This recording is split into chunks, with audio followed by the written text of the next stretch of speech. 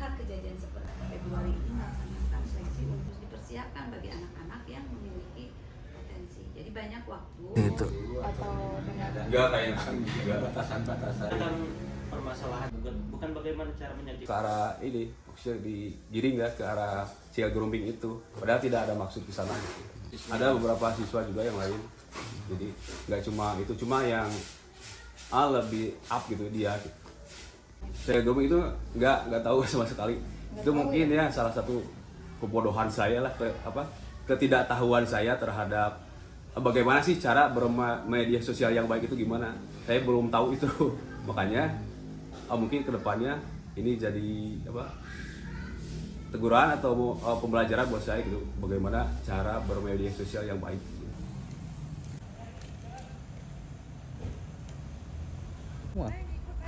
Ya Bu. Sementara kemarin kita ke sekolah tersebut, yang intinya kemarin kita memastikan dulu yang kan akan kita dalami motifnya seperti apakah memang murni dalam rangka metode dalam rangka merubah karakter anak tersebut atau memang ada kesengajaan. Secepatnya bisa mengambil kesimpulan apakah memang itu bagian dari ada unsur tertentu atau memang murni dalam rangka proses metode merubah anak tersebut.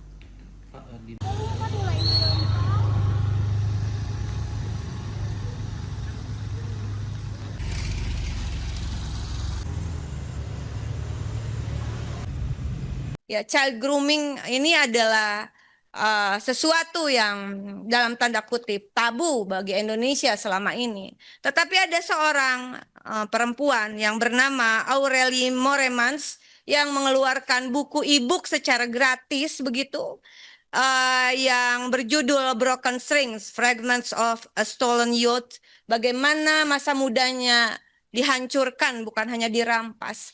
Dan ini adalah memoir yang terindikasi merupakan kisah hidup yang nyata begitu. Namanya sahabat saya juga, Mbak Hesti, artis juga ya. Langsung diintimidasi begitu.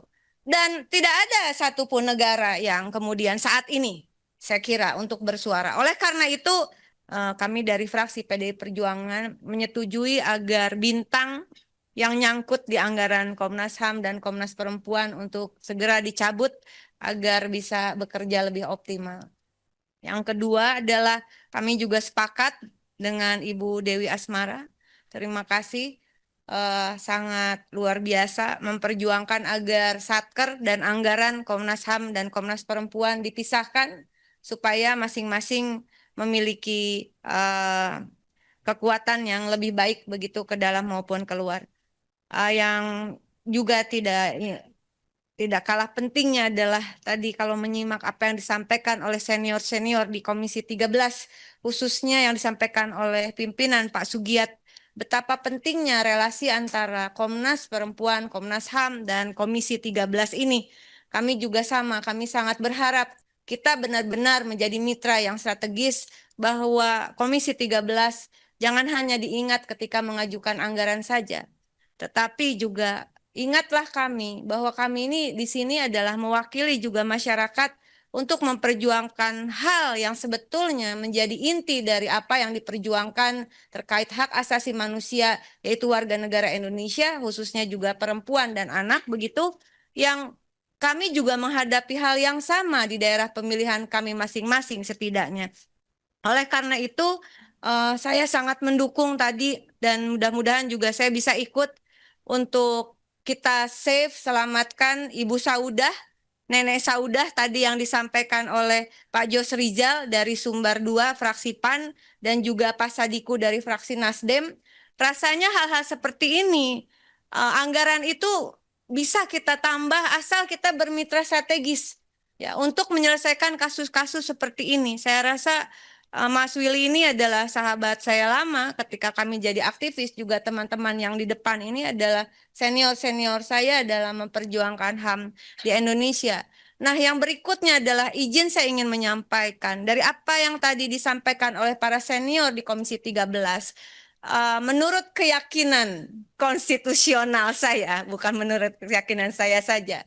Menurut keyakinan konstitusional saya adalah apa yang menjadi tugas Komnas HAM dan juga Komnas Perempuan tidak terlepas dari hak asasi manusia yang bernama warga negara Indonesia yang telah diatur oleh konstitusi, yaitu konstitusi kita mengingatkan bahwa hak-hak dasar mandatori konstitusi bagi setiap warga negara adalah terpenuhinya hak atas pertama, sandang, pangan, dan papan, kedua, pendidikan dan kebudayaan, ketiga, kesehatan, pekerjaan, dan jaminan sosial, keempat, kehidupan sosial, perlindungan hukum dan HAM, yang kelima, infrastruktur dan lingkungan hidup yang baik, aman, dan nyaman. Inilah hak-hak dasar, hak asasi warga negara Indonesia yang disebut dengan HAM. Marilah kita bekerja dalam konteks tersebut, sehingga tadi kasus-kasus yang disampaikan oleh senior-senior saya di Komisi 13 tentu adalah kasus-kasus yang konstitusional harus kita perjuangkan bersama. Nah, terakhir, saya ingin menyampaikan satu kasus yang penting juga adalah terkait ini sedang rame kasusnya di media sosial. Media sosial saat ini adalah media juga untuk menyampaikan isu-isu penting, tadi dikatakan no viral no justice, atau saya menyebutnya viral for justice begitu. Dan di Komisi 13 ini kemarin saya sudah minta izin ketika rapat bersifat terbuka, maka saya diperkenankan juga untuk live. Dan mudah-mudahan live ini juga memberi support kepada Komisi 13 yang saya yakin dari tadi teman-teman luar biasa memperjuangkan banyak isu tentang HAM. Kasus yang sedang ramai di media sosial adalah child grooming. Ya, child grooming ini adalah sesuatu yang dalam tanda kutip tabu bagi Indonesia selama ini. Tetapi ada seorang perempuan yang bernama Aurelie Moremans yang mengeluarkan buku e-book secara gratis begitu, yang berjudul Broken Strings, Fragments of a Stolen Youth, bagaimana masa mudanya dihancurkan bukan hanya dirampas. Dan ini adalah memoir yang terindikasi merupakan kisah hidup yang nyata begitu. Dan ini bisa terjadi pada siapa saja, juga kepada anak-anak kita. Ketika negara diam, ketika kita yang ada di dalam posisi harusnya bersuara, harusnya memberikan proteksi, kita diam. Saya belum mendengar ada suara dari Komnas HAM dan Komnas Perempuan secara utuh, secara serius terhadap kasus ini. Ini bukan masalah yang saya kira sudah menjadi perhatian internasional. Tadinya ada 2 buku yang versi Inggris dan juga versi Indonesia.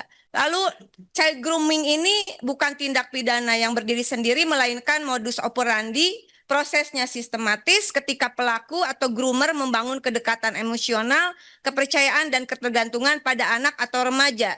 Tujuan akhir adalah kekerasan atau eksploitasi seksual. Maaf pimpinan, saya agak emosional ya, karena ini bisa terjadi loh pada anak-anak kita begitu, atau pada masa depan ketika kita diam. Jadi sebetulnya kasusnya banyak di Indonesia. Untung ada anak ini yang berani ngomong loh. Lalu sekarang pelakunya, indikasi, saya tidak menuduh, indikasi pelakunya ini sekarang sedang melakukan pembelaan diri begitu.